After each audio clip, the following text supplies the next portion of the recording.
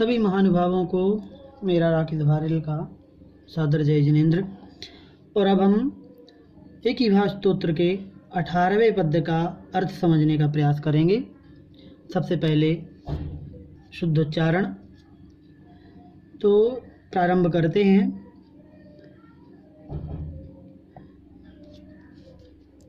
मिथ्यावादम मल मप नुदन, ध्यान से, मिथ्यावादम मल मप नुदन आधिनातक उच्चारण होगा।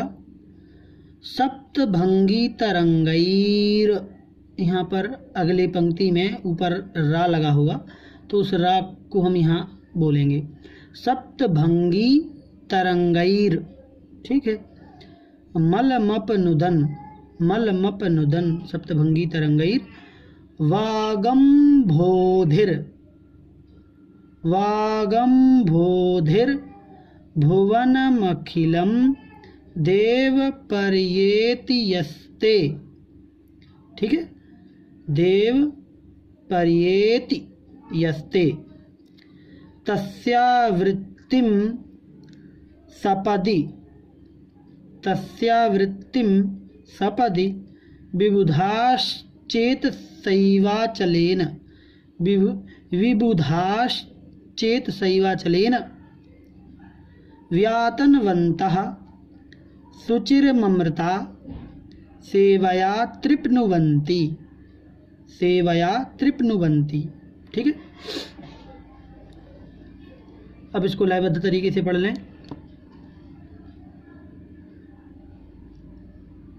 मिथ्यावादम मलमपनुदन सप्तभंगी तरंगैर वागम्भोधिर भुवनमखिलं देव पर्येति यस्ते। तस्यावृत्तिं सपदि विबुधाश, यहाँ तक, चेतसैवाचलेन व्यातन्वन्तः शुचिर्ममृता सेवया तृप्नुवन्ति, ठीक है। उच्चारण सही हो गया।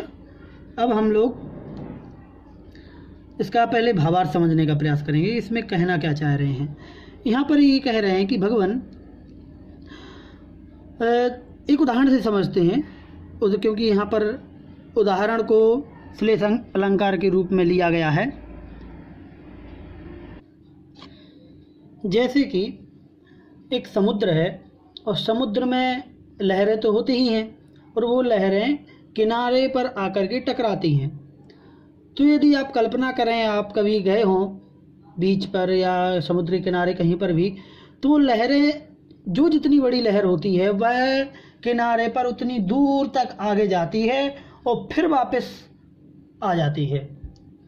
और उस समय क्या होता है कि उस लहर के बीच में, जो दूर तक लहर गई है, उस लहर के बीच में उस जगह पर जहाँ भी पानी नहीं था और उस जगह पर आप कोई कचड़ा डाल दें या कोई रंग डाल दें या कोई वस्तु डाल दें, और जैसे ही वह लहर आती है उस सारे कचड़े को, कोई भी वस्तु हो जो उसकी पावर के बराबर हो, है ना, तो वह लहर उस सारी चीज़ों को अपने साथ बहा करके और सागर में ले जाती है। तो वो लहरों का कमाल है। तो यहाँ पर एक उदाहरण दिया है कि हे भगवान, जिस प्रकार से वो सागर की लहरें अपने किनारे पर इधर उधर जो मल बिखरा होता है, कचड़ा होता है, उसको अपने साथ बहा करके ले जाती हैं, वैसे ही आपकी वाणी रूपी सागर में, जिनवाणी जिसे हम कहते हैं, जिनेंद्र भगवान की वाणी जिनवाणी, तो आपकी वचन रूपी सागर में जो सप्तभंग रूपी जो लहरें उछलती हैं, वह सभी जीवों के, जो इसको समझता है, उनके मिथ्यावाद रूपी जो मल है, मिथ्यात्व रूपी जो मल है, अतत्व श्रद्धान रूपी जो मल है, उसको दूर कर देती है। और आपके इस वचन रूपी सागर में जो विद्वान व्यक्ति अपने मन रूपी पर्वत को मथ करके, मन रूपी पर्वत से उस सागर को मथता है, तो क्या होता है, उसे अमृत मतलब मोक्ष पद की प्राप्ति होती है और वह अनंत काल के लिए सुख का अनुभव करता है। यहाँ पर श्लेष अलंकार का प्रयोग किया गया है।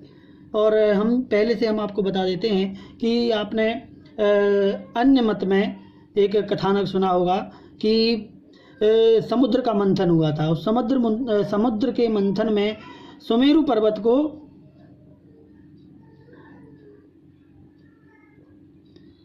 समुद्र मंथन में सुमेरु पर्वत को घुमाया गया था और फिर उसमें सुना है 14 रत्न निकले थे और फिर उनमें से एक अमृत भी निकला था अंत में, और जिसको देवलोक पी गए थे, जिससे वो अमर हो गए थे। तो यहाँ पर आपकी वाणी रूपी समुद्र में जब कोई ज्ञानी पुरुष मंथन करता है तो उसे भी एक अमृत प्राप्त होता है, मतलब मोक्ष रूपी अमृत की प्राप्ति होती है और वह अनंत काल के लिए सुख का अनुभव करता है। तो आइए अब इसको शब्दों के माध्यम से समझने का प्रयास करें। कैसे कहा गया है? कहते हैं कि हे भगवान देव, मतलब हे स्वामी, हे भगवान, हे देव, मिथ्यावाद रूपी मल को, ठीक है। तो मिथ्यावाद मतलब क्या? जो अतत्व सिद्धांत रूप जो मल है, अतत्व सिद्धांत मतलब जो तत्व नहीं है उसको भी तत्व मानना, या फिर जो हमारा तत्व नहीं है, जो जीव तत्व नहीं है उसको भी जीव मानना, शरीर में आत्मबुद्धि को मानना, इसको कहते हैं मिथ्या बुद्धि, अतत्व बुद्धि। ऐसे मिथ्या बुद्धि रूप अतत्व सिद्धांत रूपी मल को, यहाँ पर माँ से आ अलग हो जाएगा, इसका संधि विच्छेद हम आपको दिखा देते हैं। संधि विच्छेद नहीं है, शब्दों को तोड़ना कहलाएगा ये, है ना। तो मलम, माँ अलग हो गया, अपनुदन, ठीक है, और सप्तभंगी तरंगई है, ये जो रा है विसर्ग बन जाएगा तरंगई। तो अपनुदन मतलब दूर करते हुए, तो अतत्व सिद्धांत रूपी मल को दूर करते हुए अपनुदन सप्तभंगी तरंगई, सप्तभंग रूपी तरंगों के माध्यम से। अब सप्तभंगी तरंग ये क्या है? तो आप लोगों ने सुना होगा कि हमारे जैन दर्शन में सप्तभंगी न्याय व्यवस्था की गई है। वो कौन सी व्यवस्था है? तो इसको भी हम यहाँ पर हमने लिखा हुआ है, आप लोग अपने कॉपी में नोट कर सकते हैं। 7 भंग होते हैं, उसको सप्तभंगी कहते हैं। पहला है स्याद अस्ति, फिर स्यात नास्ति, स्यात अस्ति नास्ति, फिर स्यात अवक्तव्य, स्यात अस्ति अवक्तव्य, स्यात नास्ति अवक्तव्य, ठीक है, और स्यात अस्ति नास्ति अवक्तव्य।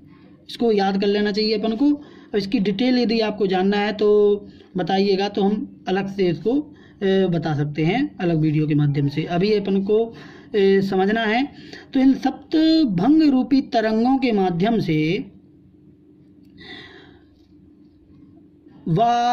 वागम्बोधिर, यहाँ पर भी थोड़ा सा अपन इसको संधि विच्छेद कर लें, वाक अम्भोधि, ठीक है, रा का विसर्ग हो जाएगा और जो गा है वो का में बदल जाएगा, वाक, और आ निकलेगा अम्भोधि। वाक मतलब वाणी, वाणी रूपी सागर समुद्र। भुवनम अखिलम, आ निकलेगा अखिलम, अखिलम मतलब पूरे, भुवन मतलब लोक को, परयेति मतलब घेरे हुए है, यस्ते यहाँ तोड़ेंगे अपन तो सा का हो जाएगा विसर्ग, विसर्ग संधि हो गई। तो यह मतलब जो, ते मतलब आपका। अब इसको हम बाद में अच्छे से बताएंगे। तस्यावृत्तिम, तस्य आवृत्तिम, ठीक है, ये तो सिंपल है, दीर्घ संधि का प्रयोग है यहाँ पर। तस्य आवृत्तिम, उसकी आवृत्ति, तस्य मतलब उस सागर की, आवृत्ति मतलब घुमाना, जिस किसी चीज़ को घुमाते हैं उसको आवृत्ति कहते हैं। तो आवृत्ति मतलब घुमाना, घुमाना मतलब यहाँ पर मंथन करना, ठीक है, मथना। सपदि, सपदि मतलब शीघ्र ही, शीघ्र ही। विबुधा, इस शा का विसर्ग हो जाएगा, विबुधा मतलब देव। अब यहाँ पर श्लेष अलंकार का प्रयोग किया गया है। श्लेष अलंकार कहाँ होता है? जहाँ पर एक ही शब्द के 2 अलग अलग अर्थ लिए जाएं। तो हम बताएंगे कैसे है। पहले एक अर्थ समझ लें, विबुधा मतलब देव। अब इसका संधि विच्छेद यहाँ पर देख लें पहले। विबुधा चेतसा एव अचलेन, चेतसा एव अचलेन, यहाँ पर आ निकलेगा तो अचलेन हो जाएगा। और चेतसा एव, यहाँ पर वृद्धि संधि है, फिर से आप देख लीजिए, एक बार और आ चुकी थी वृद्धि संधि। जब आ स्वर के बाद में ए आता है तो वो आई के रूप में बदल जाता है। यहाँ पर दो मात्राएं आई। चेत सैवा अचलेन है ना, तो जब तोड़ेंगे तो चेतसा एव अचलेन। चेत मतलब मन ही, अचलेन मतलब पर्वत। अचल, अचल किसे कहते हैं? अचल मतलब पर्वत होता है। और अचल एक 5 मेरु होते हैं, 5 मेरुओं में एक अचल नाम का भी सुमेरु पर्वत होता है, तो उसको भी अपन को समझना है। ये 5 मेरु होते हैं, सुदर्शन मेरु, विजय मेरु, अचल, मंदर और विद्युन्माली नाम। ये सभी आपने पूजाओं में पढ़े होंगे, ठीक है। तो चित्त रूपी अचल पर्वत के माध्यम से, सुमेरु पर्वत के माध्यम से व्यातनवंतः घुमाते हुए, उसकी आवृत्ति, ये इसको क्या है, कर, व्यातनवंतः मतलब करते हुए, ठीक है। इसको यहाँ से जोड़ेंगे जब बाद में अर्थ लगाएंगे तो। सुचिरम लंबे समय के लिए, अमृत सेवया, अमृता सेवया मतलब अमरता का सेवन करते हुए, अमरता का सेवन, अमृत का सेवन करते हुए तृप्नुवंती, तृप्त हो जाते हैं। कौन? देव। अब यहाँ पर क्या कह रहे हैं? हे भगवान, हे देव, सप्तभंग रूपी तरंगों के माध्यम से लोगों के मिथ्यात्व रूपी, अतत्व सिद्धांत रूपी मल को अपनुदन दूर करते हुए, यह जो ते मतलब आपका यह बागम्बोधि, बाक रूपी अम्बोधि मतलब सागर, वचन रूपी जो सागर है वह भुवनम अखिलम परयेति, अखिल भुवन को, पूरे संसार को, परयेति मतलब घेरे हुए है। आपका वाणी रूपी जो समुद्र है वह पूरे संसार को चारों तरफ से घेरे हुए है, और जिसमें 7 भंग रूपी तरंग उछल रही हैं जो कि लोगों के मिथ्यात्व, अतत्व सिद्धांत रूपी मल को दूर कर रही हैं। ऐसे उस सागर में, उस सागर का क्या करते हैं? विबुधा, जो देव लोग हैं, ये यहाँ पर विबुधा मतलब देव भी होता है, और विबुधा श्लेष में दूसरा अर्थ होता है विद्वान, ज्ञानी पुरुष, ठीक है। तो देव के अर्थ में लगाएंगे तो अलग अर्थ निकलेगा। क्या अर्थ निकलेगा? कि देव जो हैं वो अचलेन पर्वत से, जो अचल सुमेरु पर्वत है उसके द्वारा तस्य आवृत्तिम व्यातनवंतः, उसका मंथन करते हुए, किसका? उस समुद्र का मंथन करते हुए, सपदी मतलब शीघ्र ही, बहुत जल्दी,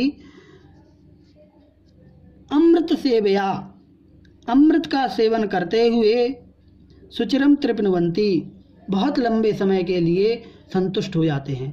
वो उस कहानी में जब मथा गया था तो अंत में अमृत निकला था, उसको देवों ने पी लिया और अंत काल के लिए वो अमर हो गए। ऐसी कहानी सुनी जाती है। और इसको अब आप सोच रहे होंगे कि यहाँ पर क्यों आचार्य ने इस कहानी को डाला जब वो कहानी सत्य नहीं है। तो ये कवि की एक भाषा होती है, कवियों के मध्य में ये बात प्रचलित है, इसलिए अपने बात को सिद्ध करने के लिए उस कथानक को यहाँ पर जोड़ दिया जाता है और कुछ नहीं है, ठीक है। तो अब यहाँ पर दूसरा अर्थ क्या निकलेगा? सही अर्थ है वो ये है कि उस वचन रूपी सागर को विद्वान लोग चेतसा एव अचलेन, मन रूपी पर्वत से, और अचलेन का भी 2 अर्थ हो जाते हैं, अचल मतलब पर्वत और अचल मतलब स्थिर, ठीक है। तो स्थिर मन के द्वारा, ठीक है, जो विद्वान हैं, ज्ञानी पुरुष हैं, वो अचलेन चेतसा स्थिर मन के द्वारा तस्य आवृत्तिम व्यातनवंतः, उस वाणी का मंथन करते हुए, मंथन करने का मतलब सागर का मंथन किया जाता है, लेकिन जब ज्ञान का मंथन किया जाता है तो मंथन का मतलब अभ्यास होता है।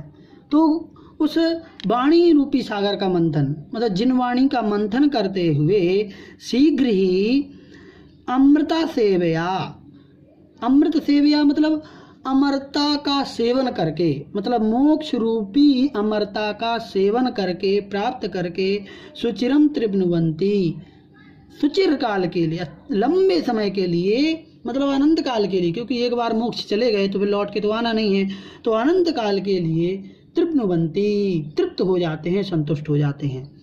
तो क्या क्या कहा यहाँ पर सप्तभंगों को तरंग के रूप में दिखाया, यहाँ पर रूपक अलंकार है, ठीक है।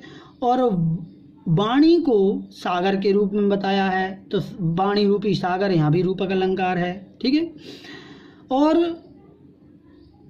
अचलेन यहाँ पर श्लेष है, विबुधा यहाँ पर श्लेष है, आवृत्तिम, आवृत्ति के भी दो अर्थ हो जाएंगे, एक आवृत्ति मतलब बार बार अभ्यास करना और एक आवृत्ति मतलब मंथन, ठीक है। तो यहाँ पर इन 3-4 शब्दों में, और अमृत सेवया के भी दो अर्थ हो जाएंगे। अमृत सेवया मतलब अमृत का सेवन करना उसके द्वारा, और अमृत सेवया मतलब अमरता का मतलब मोक्ष का सेवन करना, मोक्ष प्राप्त करना। तो यहाँ पर श्लेष अलंकार है, ठीक है। तो आशा करते हैं आपको यह समझ में आया होगा। अब हम आपको इसका जो भावार्थ है वो भी हम आपके सामने प्रस्तुत कर देते हैं, जिससे कि आपको लिखने में सहूलियत रहेगी, ठीक है। ये है, इसको पॉज करके आप लिख लीजिए। चलिए, धन्यवाद, जय हिंद।